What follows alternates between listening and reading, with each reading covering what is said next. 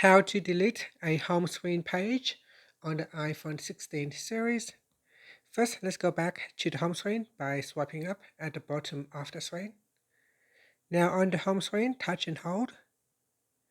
Next, tap on the Edit button.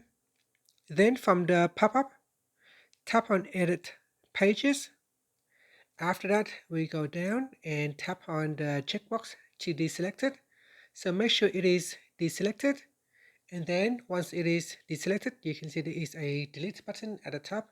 Tap on that, then tap on remove, and that will delete the home screen pages as well as shortcuts on that pages. After that, tap on the done button, and that will save the changes. And that's it. So we have now deleted a home screen page on the iPhone 16 series. Thank you for watching this video. Please like and subscribe to my channel for more videos.